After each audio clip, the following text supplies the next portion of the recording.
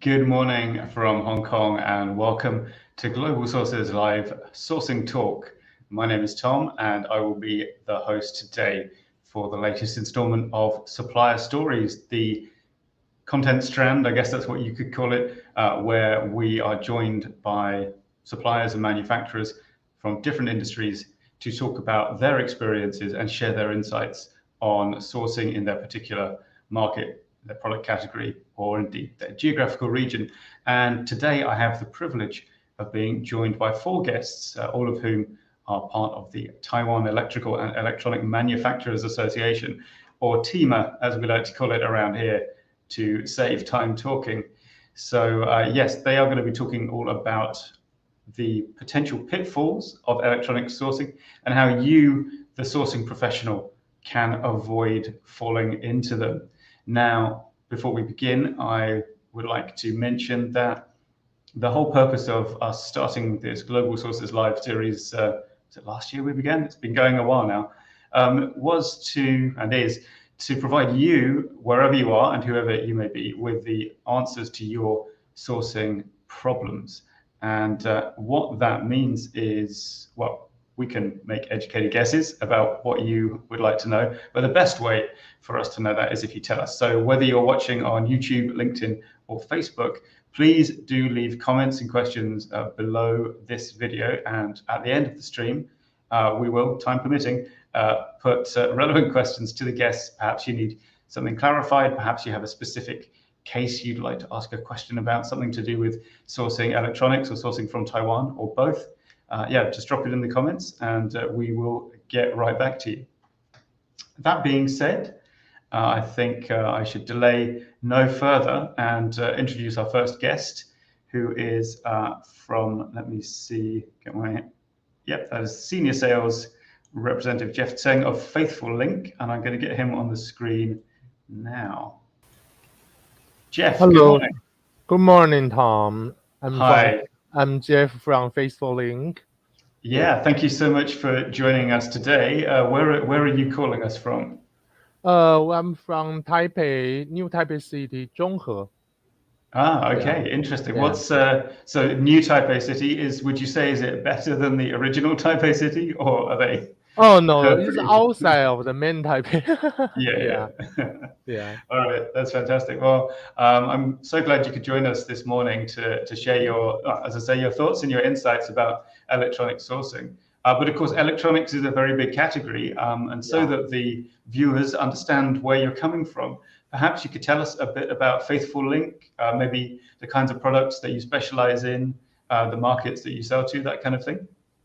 Yeah, we are actually our main business is in most basically component like the resistor and capacitors, this area, and we have a full range. We have a full range of the deep and the SMD type both for resistor and also capacitors. So if you have some request of them, you can check with us.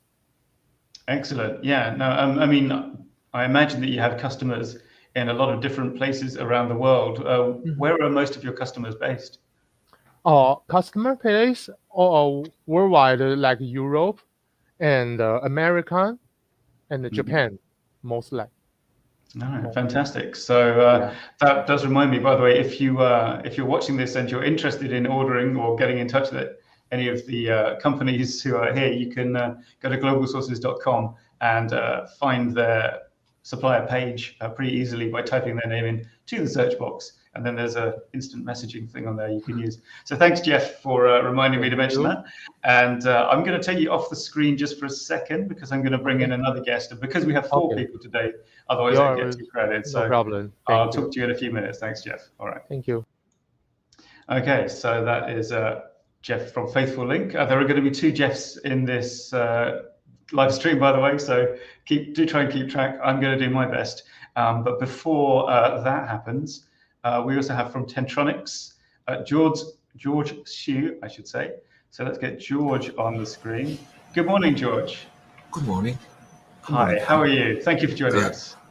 Oh, good, thank you. Great. And can I ask, where are you today? In Taiwan, I assume, somewhere?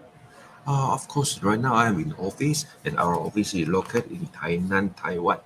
And also the office and the manufacturer are located in Taiwan or Taiwan, Tainan also.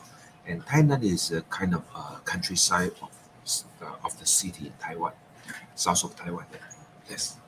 Oh, that sounds very nice. So is it kind of a major tourist destination? Do people go there on holiday?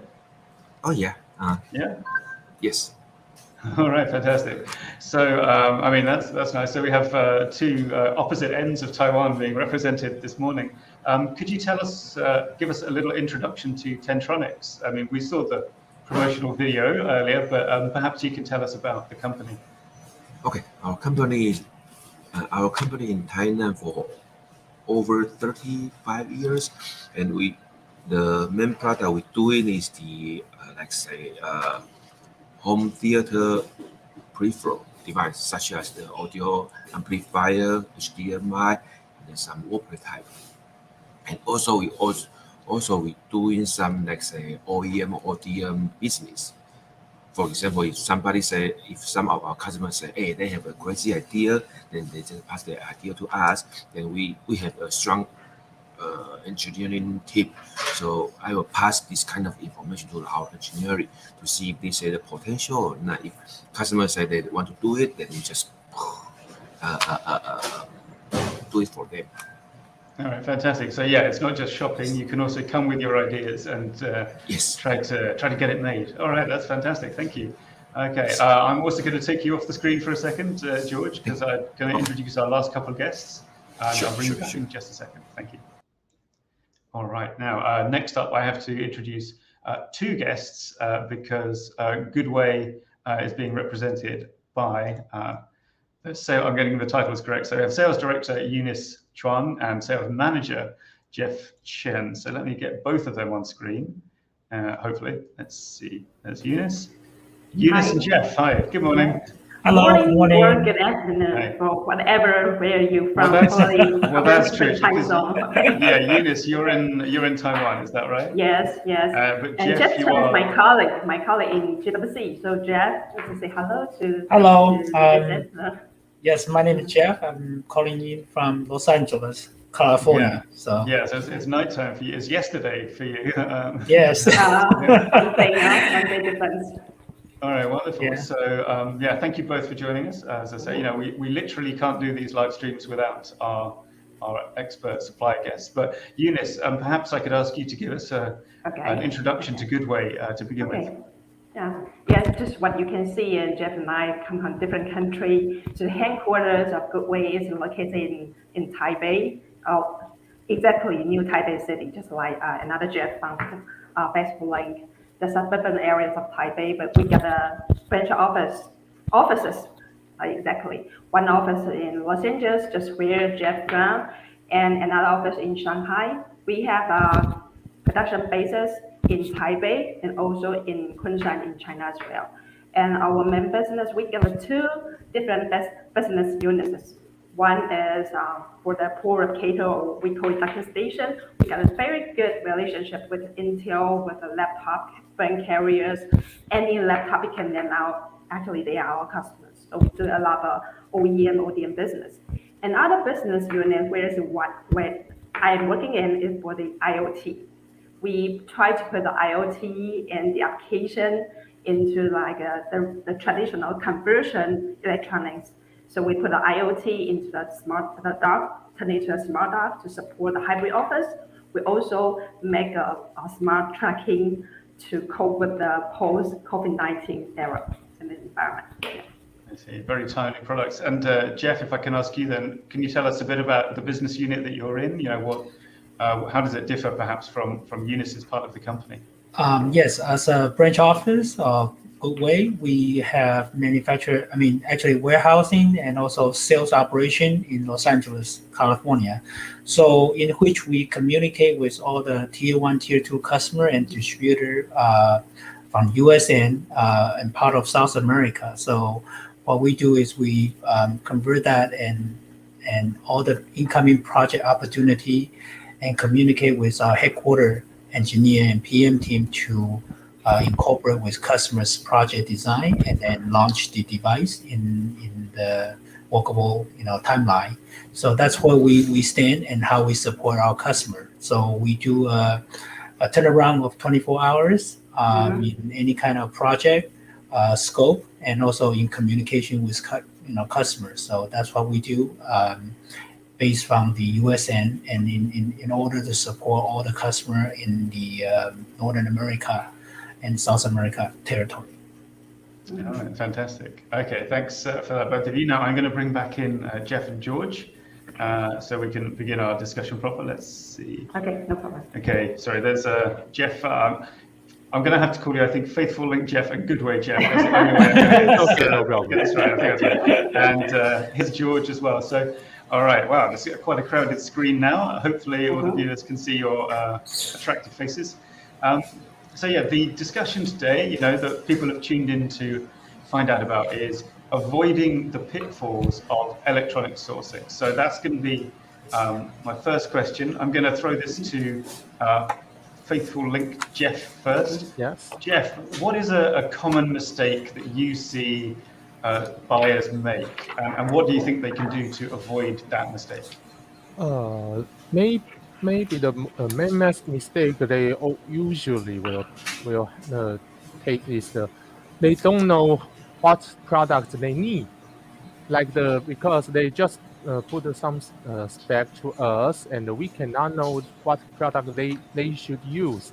So it's better to provide us the product they used before, or the data sheet they used before. We can take it as a reference and check what product we can offer to you. I see. So you need to know the details of the application. Because for our product is basically component, resistor, capacitor, and there are several types. I can not just say several. There are so many types there. So yes, yeah. I need to check the detail and check the application, maybe also application the customer need. So and suggest a suitable product to them. Yeah, thanks, Jeff. That's very good. So share more information, I suppose, there. Yeah. I'll put the same question to George as well from Ten-Tronics. What is a mistake that you often see buyers making? Okay. Usually the customer don't know how to use it because some of them they don't fully understand what I call Tigerish, Taiwan style English. So that's why we. I'm so sorry. so that's why in our manual we will put some easy picture to tell people how to use to apply this product, and also we will put the user's scenario in the YouTube. So if people don't, especially until right now, people don't like to read the user manual. So that's why we just give them the link to say, okay, just go to YouTube and you can see how to use it. So that will save our time and their time. So there's no RMA or return unit from them to Taiwan. So that's good for both of us. Thank you. Yeah, thanks. That's a very good answer. And in defense of Taiwan English, I've seen instructions by native English speakers that are also completely impossible to understand. So I don't think it's just Taiwan. But all right, let me throw the problem scenario also over to one or both of our Goodway guests. So perhaps Eunice, do you have a common mistake you see people making? I think first of all, it's quite important to identify what kind of business model customer or buyer they are asking. For example, if like a traditional like electronics, just buy and sell box moving. But for my IoT, it's important to know it's like a solution with a software or with a subscription. So it's quite important because for the box moving, you just buy and sell, place order, you get shipment, you get payment. But for the software, for the system, it's also related to after service and also like annual fee. So it's quite important to identify this first. And I hand to Jeff. Jeff, how about you? Jeff Chen from PwC. Yeah, from our end, we try to understand and what make customers' business move. And also we help customer to define what actually the critical spec they are looking for. So sometimes that they have hard time to define that. So we help customer to engage and understand actually what would be the best suit or best fit for their product sourcing. So I think that's one obstacle most of the customers are facing this day, besides the lead time. So we try to help the customer to understand what exactly is going on and what will help them to shorten the lead time by better understanding of the spec product and also the marketable market channel business. So that's two of the main criteria that we try to help customer to overcome in this timing. All right. Yeah, thank you, Jeff. Well, thanks to you all. I think it's interesting. There's a kind of common thread of information sharing in your answers. Like we do, yeah. It's often the case that buyers are either reluctant to share information or they just don't think to do it. You know, they think, oh, these guys don't need to know fact X or fact Y about what's going on. But of course, the more you share, the more chance there is that your supplier can tell you, for example, no, don't use that resistor. That's a terrible idea, or something like that. So moving from perhaps the general, electronics side of the question to the T in T-Mart for Taiwan. Of course, Taiwan is a very, particular source of different kinds of products, including electronics.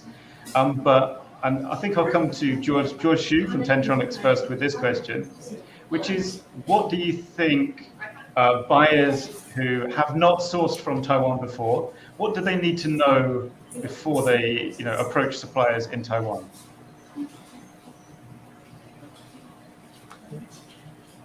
So that's to George, please. Me? Oh, yeah, me? yeah. Oh, okay. Yeah.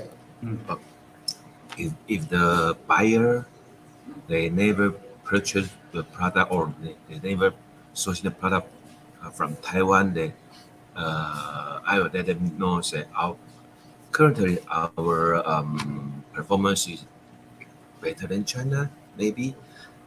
And also the lead time will guarantee that it will be like say 40 days to 60 days.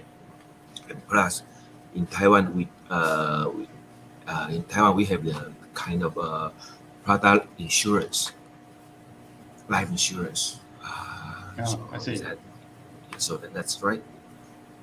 And also and if they buy the product, sourcing the product from from Taiwan, then they will save them their tariff, right? I mean the 30% tax or something like that. Yes. Yeah. So that's what I can say. Yeah, that's true. So there are definite measurable monetary benefits for sourcing from Taiwan. Because people are always looking for cheaper. Yes, that's true. So perhaps the sticker price on something coming from Taiwan might be a little higher, but you may save that back based on tariffs and or the all-important insurance if something goes wrong. Yeah, thank you, George. So Eunice, I mean, same question for you. Perhaps what's something that you see people getting wrong about Taiwan or not knowing about sourcing from Taiwanese suppliers? Interesting question, because most of our Taiwan company, they have a different production basis. Just like our company, we have a factory in Taiwan, also have factory in China. But others, they even have a factory in Vietnam or in the southeast part. So first of all, to make sure that because that means the cost will be different, to be honest. And if you want to get a shipment to the United States, there is a trade embargo there. So make sure that your counterpart, your partner in Taiwan, where do they produce their products? And the cost, the relationship, you want cheaper and you got okay with got shipping to the Europe. There's no embargo issue there. So the manufacturing basis and also the lead time, particularly this year, not just happened in Taiwan, but in worldwide. the material insured seriously this year. So before you got your demand on hand, just check with your supplier that how about the regulatory time. And for the benefit to work with the Taiwanese suppliers, we won't tell our customer at the last minute about the change. So it's better to check with your supplier from time to time. For example, when you place order, check it, okay, now lead time we got 10 weeks, and probably another 2 weeks or 1 month later, you can check with your supplier again, is there any change? He or she probably don't do it on purpose because it's a worldwide environment change. The supply chain got serious problem now. So it's better to verify with your partner again and again before lead time is there. Okay, that's my advice. Yeah, it's good. Very good advice.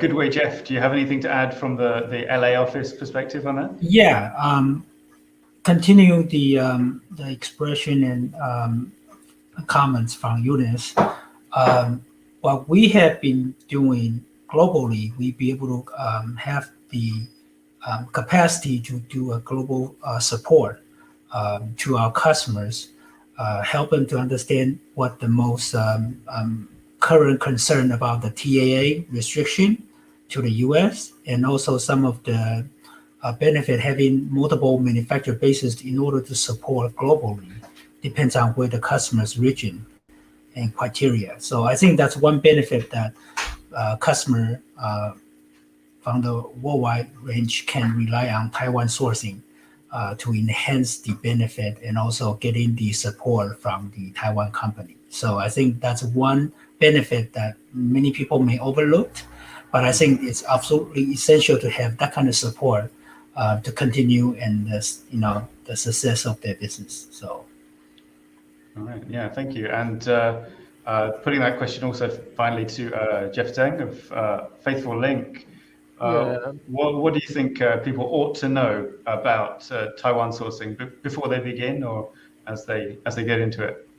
Yeah, my suggestion is like similar like Eunice and Jeff from Goodway, because especially our product is very low price, not very expensive. So our customer will most made the question our customer will also make is shipping cost, because sometimes they will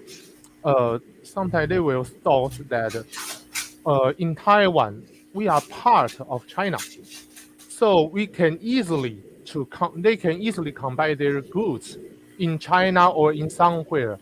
Then they don't consider about the shipping cost will be very higher, especially compared to our price will be very low.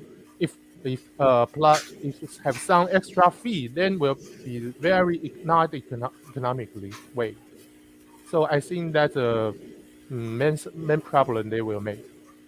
Yeah, I mean, I think everyone, even people buying gifts for themselves from Amazon, have made the mistake of the shipping being more than the item, and you definitely don't want to do that with a whole container of something, do you? Yeah. So yeah, thank you. That's a very good point, actually. Just because something is geographically close does not mean that it is easy or cheap to get, to consolidate cargoes across, let's say, a short stretch of water, for example. So, all right, thank you for that.